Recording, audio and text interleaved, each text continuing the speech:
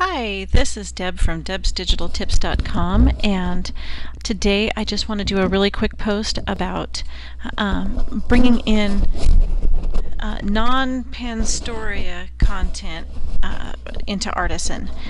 So this would be something that you purchase from another site. Yes, there are other sites out there, but it's not going to come into your software the same way because it won't be formatted as a packet file or a package file or one of the file extensions that you would get from Panstoria that's just made to import easily into Artisan. So right here I have a package that I purchased from another site, and as you can see, it came to me in a .zip file, which means that I'm going to have to unzip it. That's why the zipper's there, before I can use it. So I'm going to go ahead and right click on that and go to extract all, and it's going to give me this little, sorry, gotta grab the other screen. It gives me this pop-up box that asks me where I want to send it. I would recommend, this is going to download to your downloads file. I don't know about you, but my downloads folder I don't clean often enough, so it's full of stuff. And I would recommend, if you want to be able to get to this file folder, either put it somewhere you designate, like in your documents folder under another folder specifically for these packages, or temporarily put it on your desktop. So you can see mine's going to my desktop, and I would hit extract. And I've already done that. So here's my folder with my lovely PNG files.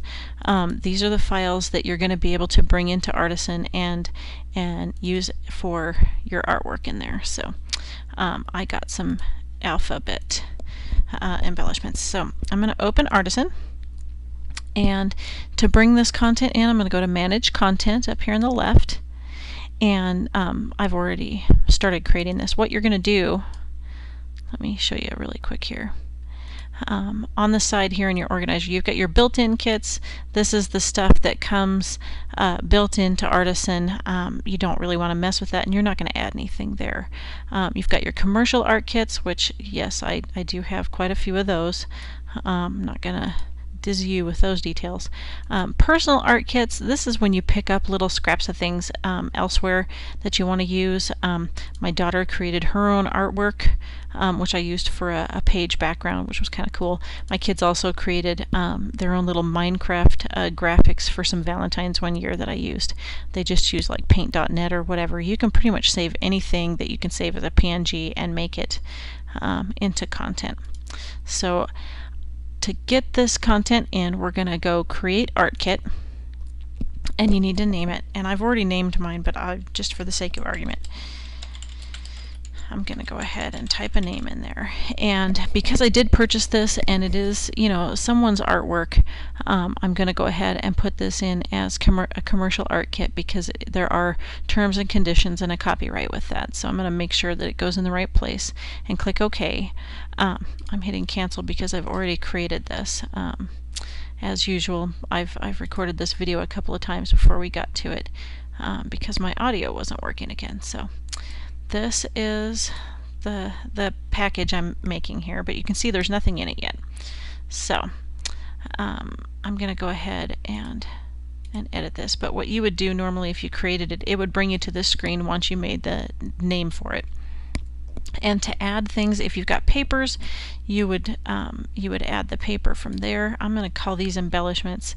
I can't call them shapes. I know that we do have some alphabet shapes, but shapes need to be a specific, oops, sorry, you can create your own shapes there too, but to bring them in, they have to be a specific file type, either this .pash or a .shape file, and you're not going to find that in stuff that you purchase from someone else. So I'm going to go ahead and click on embellishment, and that brought up a dialog box in my other screen.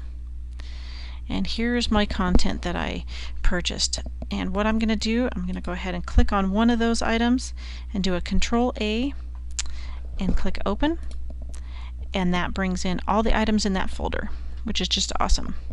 And now I can go ahead and click on one, and in this case I can't do a Control-A because it just won't work inside the software, but if I click on one and go to the very end and hold down the Shift and click on the other one, it'll select all of those, as you can see. And I'm going to just tag them as alphabet, and that way I can find them later on when I want to use them.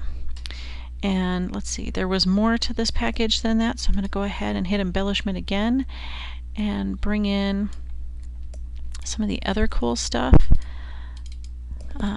There was about 4 sets of alphabet shapes here, so I'll bring those in too. Of course, now I've got to add them also to my alphabet tag, and that way when I need them in a project I can just find them really fast and I don't have to go by the name of the kit. Oops, I clicked it too many times. There we go.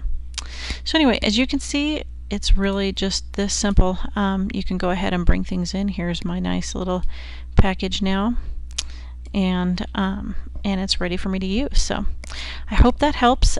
If you have any questions or you need any help with anything, I always love to help at my website, which is debsdigitaltips.com. Go ahead and throw me a comment or a contact card, and I will see you soon.